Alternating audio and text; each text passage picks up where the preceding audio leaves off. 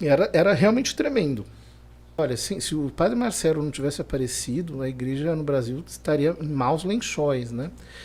Eu me lembro de coisas assim tremendas, né? Em época de eleição, o padre vir com a estola e a estrelinha do PT.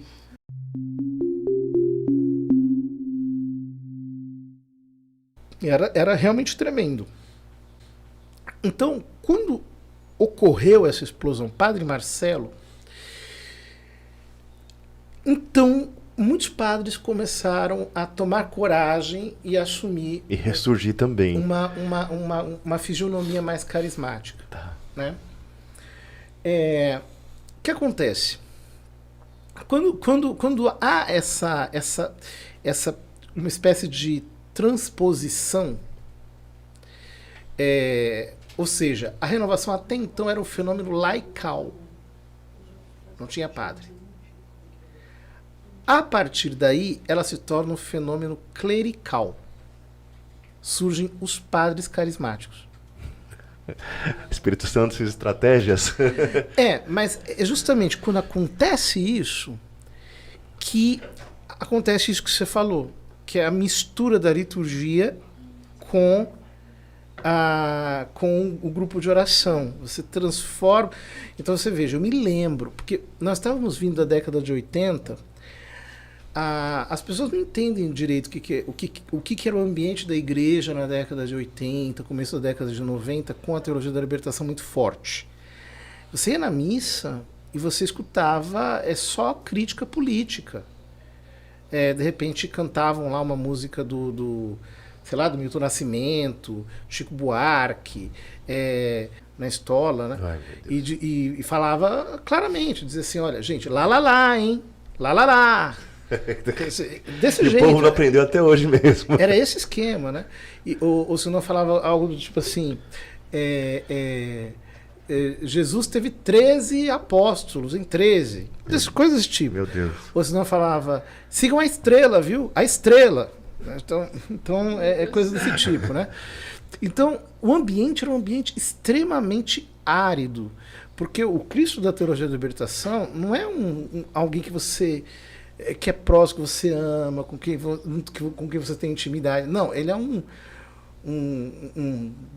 revoltado, alguém que está querendo te empoderar, revolucionário. Então, veja, o clima que havia era um clima pesado. Era um clima continuamente de excitar nas pessoas a revolta revolucionária. De repente chega o padre Marcelo com os animaizinhos subiam de 2 em 2, o Vira de Jesus e não sei o que. Houve um surto coletivo na igreja. Um surto eclesial. Um verdadeiro surto. O que eu chamo de surto? Terminava a missa, as pessoas retiravam o altar da igreja e dançavam 40 minutos com as músicas do padre Marcelo. Eu tenho recordações disso na minha Era uma loucura. De repente o padre, os coroinhas e não sei o quê. Então, começou essa desordem, mas essa desordem, ela foi resultado também de um surto coletivo. Estava todo mundo muito cansado daquilo. Ninguém aguentava mais. Não era uma má intenção, né? Não tinha intenção. Aliás, não tinha intenção. Era um fenômeno que abraçou todo mundo. As pessoas preferiam cantar Tem Anjos Voando Nesse Lugar e se sentiam muito melhores do que ouvir o Chico Buarque da vida, meu engajadas, Deus do céu. Aquelas músicas assim. Você chegava na missa, era tudo assim, era aquele engajamento cansativo, né? Que você tem que fazer uma coisa, você tem que lutar, você tem que... Uau, né? As pessoas realmente, elas ficaram exaustas. Sim. Exaustas. E a igreja, naquele tempo, ainda tinha um prestígio social muito grande. Vocês percebam que na década de 90, começo da década de 90, nós tínhamos 95% da população católica no Brasil. Né? As igrejas evangélicas ainda eram vistas como realidades minoritárias, etc. Esse crescimento das igrejas evangélicas, ele começa na década de 90, esse crescimento exponencial. Sim. como resultado de um êxodo de católicos que já não suportavam mais aquele clima interno. Que também então tem a ver, esse êxodo tem a ver com realmente que as pessoas não aguentavam mais aquele discurso.